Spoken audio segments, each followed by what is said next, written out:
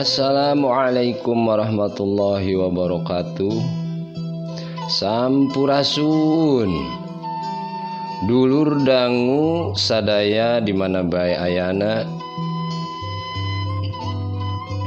Wilujeng tepang dangu deui sareng emang di channel YouTube Dongeng Mang Otong Channel. Alhamdulillahirabbil alamin. Puji syukur sejak urang dugikeun ka Gusti Nu Agung anu parantos masihan urang pirang-pirang nikmat. Salajengna urang ulah eureun saling doakeun mugia urang sadaya aya dina kaayaan awak cager bager, pakasaban nyaman tur lancar, umur nu pinuh ku kabarokahan nu insyaallah urang sadaya tiasa ngamanfaatkeun sesa umur urang ku ibadah nu endah kamantena kanggo bakal lumampah urang ka alam nu salajengna. Amin ya robbal alamin.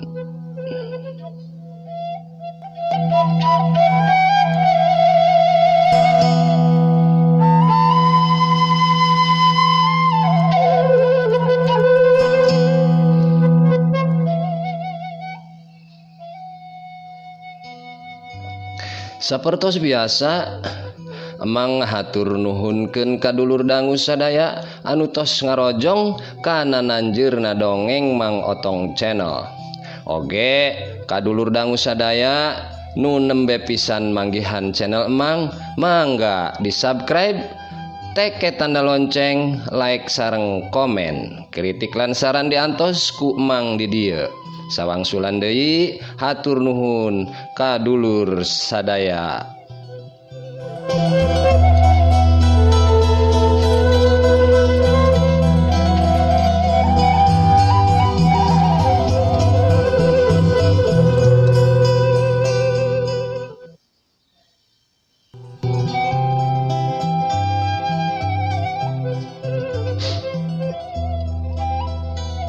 Hayu urang lajengkeun cariosan nu katunda dina jejer carios Mawar Bodas Malespati yasana Ki Dagar.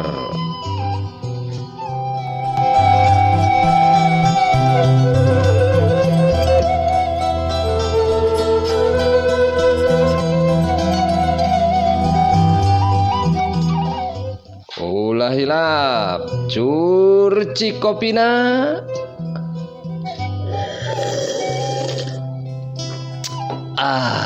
Hai tot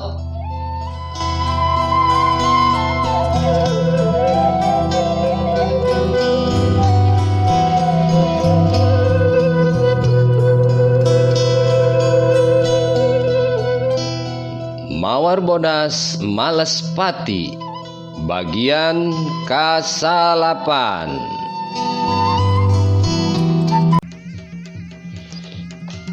Dina kaayaan kitu jorelat hiji bayangan bodas ngajorelat duk duk cedak buk buk buk buk disusul ku brak bruna kieu disabatur-batur bari ting kawowong nahan kanyeri jeleg si bayangan bodas nangtung ngabedega di hareupeun ros beureum. Si horeng si mana horeng anu ngabedega teh tayalian Mawar Bodas anu kabeneran ngaliwat kabelah dinya barang mireungeuh batur-baturna keur dikarepuk ku musuh-musuhna atuh teu anta parah deui manehna ngarapal semu gunting bari dibarengan ku jurus gelap ngampar. Can modar geuning sia teh Mawar. Ros ngahaha bari sret mesat sulingna.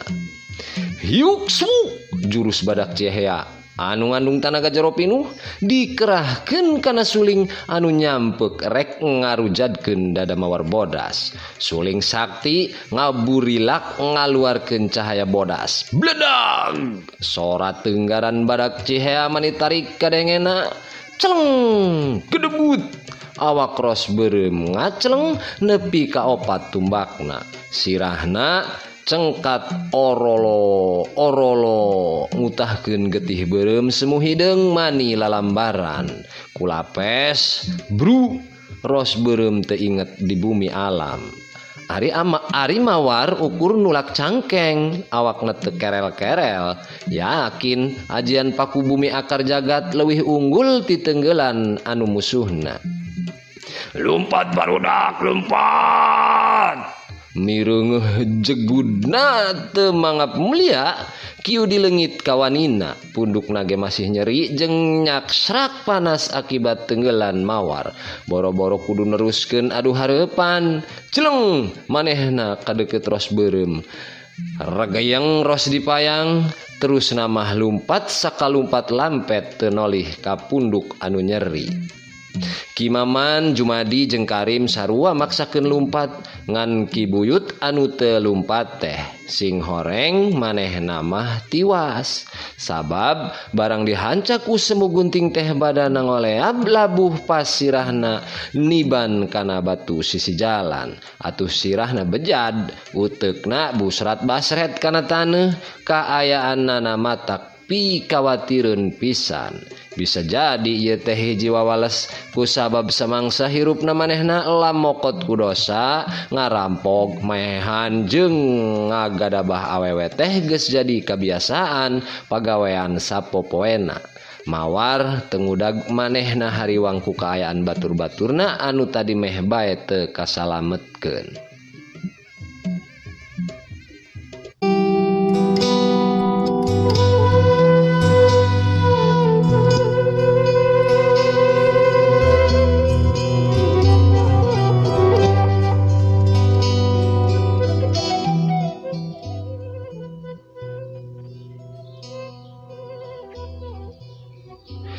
Rombongan teh mulang ka imah Ki Ade di Batu Jajar. Ayeuna mah kumplit deui, da mawar bodas ge geus kapanggih. Malah panggihna teh lain ukur panggih tapi jadi pinulung nyalametkeun maranehna tina kaayaan genting anu meh bae maranehna dirogahala ku gorombolan Ki Yudi. Datang ka Batu Jajar teh pas sosore layung masih hibar di tebeh kulon. Tonggeret ngagret manuk mah geus teu kadenge sorana, geus ngarampih ka sayangna sewang-sewangan. Sampurasun. Ieu mah sadiakeun cayuh kami datang. Ki Ade uluk salam bari naek kana golodog dituturkeun ku nu lainna. Torojol ti jero imah aya nu nyampeurkeun. Selendeu hiji wanoja geulis make kabaya kaas nyampeurkeun ka Ki Ade gap nyium leungeun ka tuhunna. Abah nembe sumping, Bah? Geuning Ani, na geus cacap kitu mah santren teh? Ki Ade malik nanya. Parantos Abah, jawab budak awewe teh pondok. Nya syukuran roh, ari kitu mah tah nepangkeun ka babaturan Abah, ceuk Ki Ade bari malik kanu lainna. Nepangkeun abdi Ani putrana Bah Ade, ceuk Ani bari imut ngagelenyu kareueut pisan. Hiji-hiji dipapai disalaman ku Neng Ani, barang gapet rama leungeun jeung Yaya trep saduana paadu teuteup. Aya hiji rasa nu teu bisa dicaturkeun ku babasaan. Re pipi Ani semu bareube. Engkang pun Yaya ngomongna ngadadak Arab eueup. Salila-lila nyekelan leungeun nu geulis. Kebiasaan maneh maya tiap salaman jeung awewe hese rek ngalupaskeun teh. Rahmat ngahuit maksudna mah ngagonjak Yaya pedah salamana lila pisan. Atuh puguh we boh Ani, pun kitu deui Yaya ngadadak ngaleupaskeun leungeunna masing-masing bari katempo romana semu era. Gung atuh siapkeun cai jeung kadahara Nyai. Kaditu bari bejaan si mak, meulem pedak kitu Abah lapar. Ki Ade nitah ka Ani. Ani unggek bari leos ka dapur. Nah saha sebenarnya Ani teh Mang? Saurna Mang teu gaduh putra sareng di imah teh. Yaya tumanya ka Ki Ade. Banguna mah panasaran. Pedah salila ngajrek di imah Ki Ade can pernah nempo ani. Eta mah anak tere, anak bawaan bi imah yang karunya datos teu bogaeun bapa, jadi ku amang dipasantrenkeun ka Cianjur. Ngaran papanjang nama Ani Suryani teteh.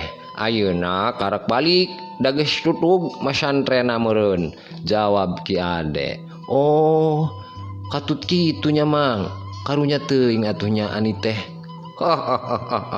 Naon, ujang teh naksir ka si Ani? Ah, henteu mang. Teu kudu era-era ka amang mah jang, da amang ge ngora heula barina ge. Amang geus badami jeung si Ibi. Baris dijodokeun ka ujang si Ani teh. Tapi tadi katempo banguna budakna ge sukaeun ka ujang. Ditanya kitu mah teu wudu yaya teh rumpang rempeng bingung, aya bungah aya sedih campur aduk ngajadi hiji.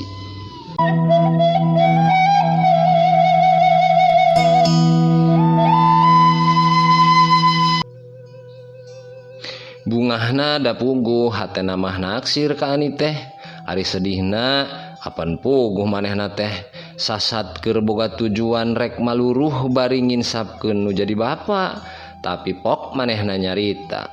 Duh, bingung abdi teh mang, sasatna sareng nu janten bapa ge can puguh urusanana ieu teh. Amang ge ngati jang.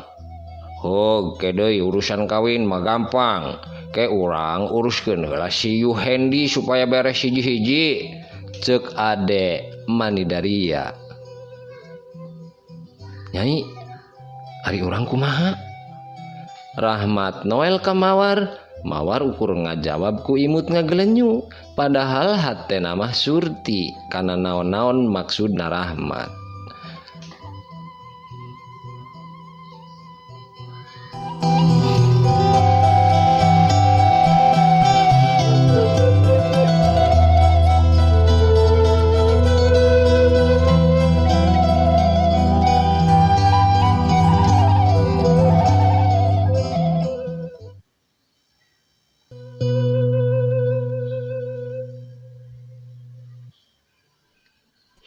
Cak urang teunden dihandelem sieum geusan alaeun, tunda dihanjuang siang geusan sampeureun. Urang caritakeun di kieu di sabatur-batur anu lumpat mangpeng ka arah Pasir Ucing. Lumpatna teu eureun, kebat lumampah da sieun dibeledig ku Mawar sabatur-batur. Jog ka Pasir Ucing, tuluy arunggah ka tepas imah panggung nu geus dibangun deui ku manehna. Ros beureum nu masih kapiuhan di ubaran sabisa-bisa, kitu deui balad kieu disilih ubaran pada baturna. Kamana ari Ki Boyut Jom? Kieu dinanya ka Jumadi. Tiwas, Ki, tadi teh ku abdi kareret sirahna neunggar kana batu basa labuh diserang si Mawar Modas. Jawab Jumadi bari nyekelan pipina nu asa bengok katiban ku semu genting. Oh, beuki ngurangan bae kekuatan urang tehnya, ceuk Yudi bari bangun semu bingung. Teu karasa saminggu maranehna ayana di Pasir Ucing teh. Ros beureum ge geus cager deui kawantu manehna mah ngabogaan ajian batu karang anu perbawana awakna kuat tanggoh sanajan keuna ku tatu jero. Kuring mah rek pamit heula Ki, rek balik heula ka Banten, rek deudeheus kanu jadi guru. Mawar bebeja ka Yudi yen manehna teh rek ka guruna heula nu netep di Gunung Karang. Sumangga katua, sing atos-atos di jalana ulah hilap ka dieu deui. Keung bapa mah yeuh. Ki Yudi teu bisa ngahulag. Sanajan karasana memang keung ditinggalkeun Ros teh asa teu aya gunung pananggehan. Ieu ge rek minta bantuan Ki Guru. Da geuning si Mawar teh sakti kacida, kuring teu sanggup ngalawana. Ceuk Ros deui ngajelaskeun tujuanna.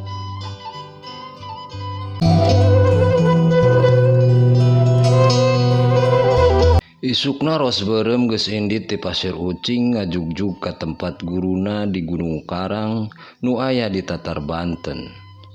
Teu kacatur di jalana da bisi capeun nu macana jadi urang singket bae. Urang kocapkeun we geus nepi Ros berem teh ka anu dituju. Hiji guha di belah kidul mumunggang Gunung Karang, Ros geus pahareup-hareup jeung Bah Gelung raksa jagat nu jadi guruna.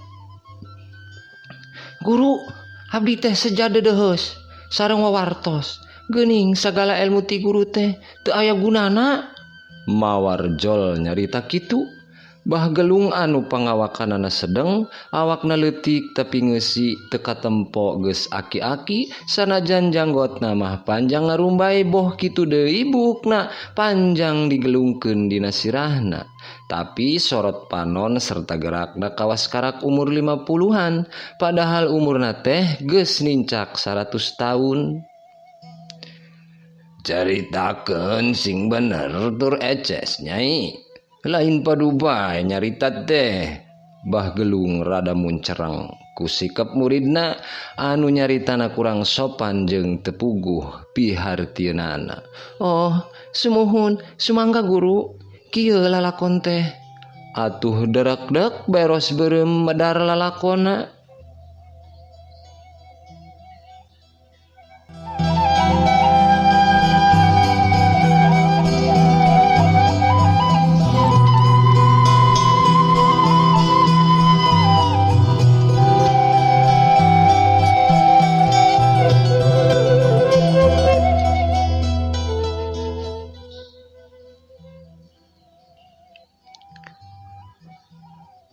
Tah, kitu guru. Ros mungkas caritana. Da salah atuh Nyai mah. Nanaonana yang jadi nu paling jago. Ari jago mah hayam Nyai. Manusia mah teu aya nu jago. Di luhur langit aya langit deui, di luhur nu sakti aya nu ngaleuwihan saktina deui. Kitu saterusna di dunia mah. Nu hebat mah ukur Allah zat anu murbeng alam sakabeh katut pangeusina jeung nanaonan atuh make jadi kapala rampok sagala eta teh jalan anu kacida di benduanana ku Gusti Allah. Bah Gelung kalah ngehkeh seuri. Atuh ambek Ros teh lain kadua panyeurikeun hate pedah manehna eleh jajaten ku mawar bodas, guruna kalah malik nganaha-naha. Atuh pok manehna cumarita deui. Ari kitu ukur abdi eleh mah abdi narima teu nanaon, tapi da ieu mah bari nangtang guru. Saurna teu sieun ku ngaranna Bah Gelung muridna ge eueuh nanaonan pangabisana.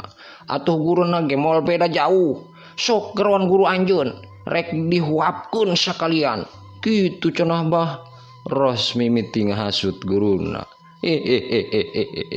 Abah mah geus moal pipilueun ka urusan dunia peresilatan teh. Geus kolot.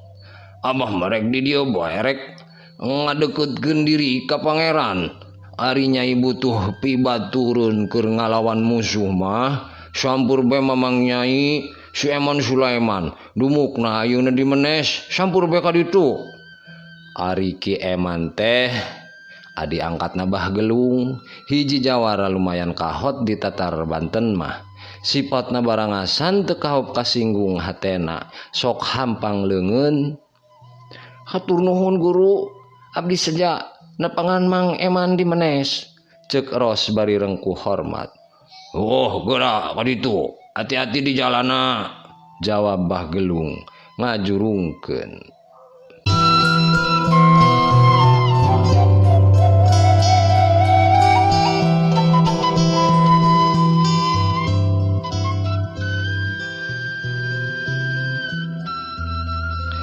Ayeuna urang kocapkeun deui di Pasir Ucing. Poe harita di mumunggang Pasir Ucing geus adu hareupan opat jalma ngalawan opat jalma. Sarombongan opatanana make pakean sing sarua hideung anu teu aya lian gorombolan bajing setan anu dipingpin ku Ki Yudi. Sedengkeun anu liana mawar bodas nu dibarengan ku Ki Ade, Yaya jeung Rahmat sangaja ngajorag ka pasir ucing pikeun nganggeuskeun balitungan nu katunda. Gura sadariud urang teges karolot natu era ku umur tuh budak maneh geus samawa ngahaja datang ka dieu maluruh nu jadi bapana, ceuk Ki Ade bari nunjuk ka Yaya. Rada ngarenjag Kiudi ngadenge kitu mah bari ret matana ngaleret ka lebah Yaya. Mun bener mah ngarasa jadi anak kula, meureun moal biluk kanu jadi musuh siga maneh sade, jawab Kiudi. Omongan Kiudi kitu teh matak nyeri kanu batin Yaya mah. Kedah sadar Pak, yen laku lampah bapa aya dina jalan lepat, abdi sanes biluk ka musuh. Tapi abi nyuhunkeun kawelas asihan mawar bodas supados teu males pati ka bapa. Nya mawar teh seja ngahampura ka bapa asal bapa babalik pikir. Yaya ngajawab bari rada ting seredet hatena mah. Seg inget kana nasib kudu nepi adu hareupan jeung nu jadi bapa. Bener Kiudi, kuring seja ngahampura dosa-dosa anjeun, tapi syaratna geura tinggalkeun sagala kalakuan jahat anjeun. Mawar nandaskeun pamagsunanana.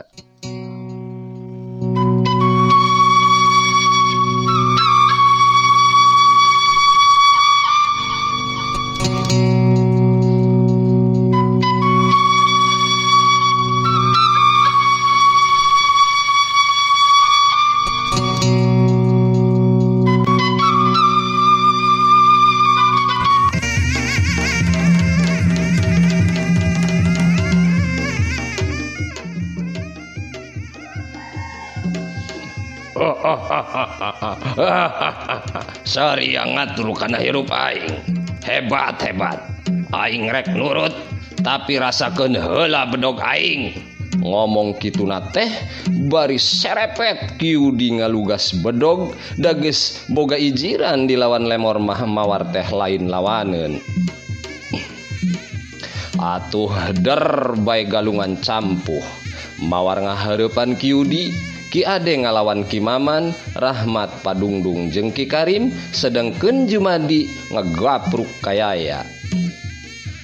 Hiu, Jumadi ngahambatkeun bedogna rek mapas cangkeng lawanna. Rikat Yaya ngagilek bari metakeun jurus surili ulin dicai. Suku kencana jengke ari suku katuhuna ngabadug kana bebokong Jumadi. Tapi Jumadi ringes, guat manehna narik suku katuhuna ka hareup bari ngadoyongkeun awakna.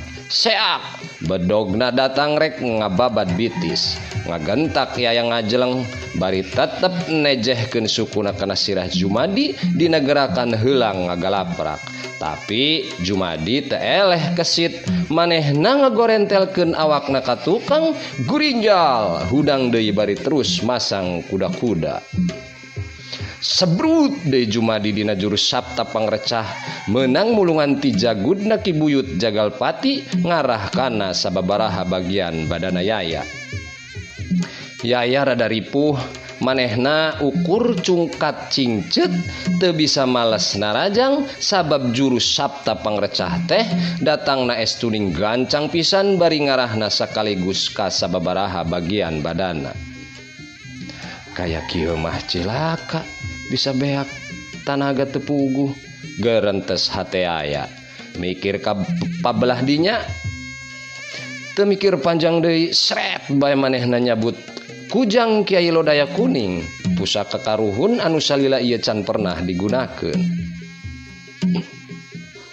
Yaya kunyam-kunyem mapatkeun ajianana, kujang teh jadi hurung ngempur. Cahaya koneng ting burisat tina awak kujang, geus kitu sebrut bae manehna narajang. Congo kujang nyorocos ngarah dada nu jadi lawan. Ari Jumadi reuas kacida. Nempo pakarang Yaya anu cahayaan pikasieun. manehna elat ngahindar ukur bisa nakis mapag kujang ku bedogna belentrang kujang ngahanca bedog pletok bedog teh potong ari congok kujang tuluy nyuruntul ngagabres kana dada kencana Jumadi. Waduh, tobat. Jumadi ngoceak. Blak nangkarak getih beureum campur hideung ngaburial tina tatuna. Kokosodan sakedeung tuluy namah teu usik deui.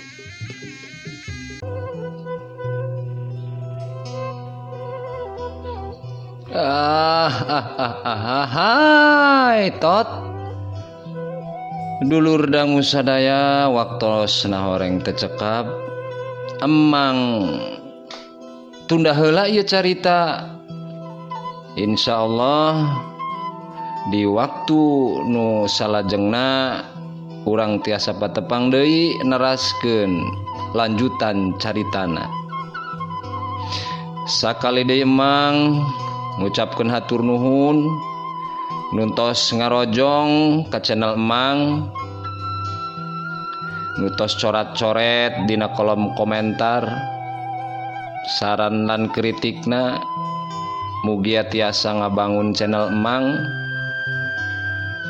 oge nu teu acan subscribe mangga di subscribe channel emangna tombol lonceng gambar jempol ditoelanan dilajeng kana kolom komentarna dicoret-coret saran kritikna diantos ku emang di dieu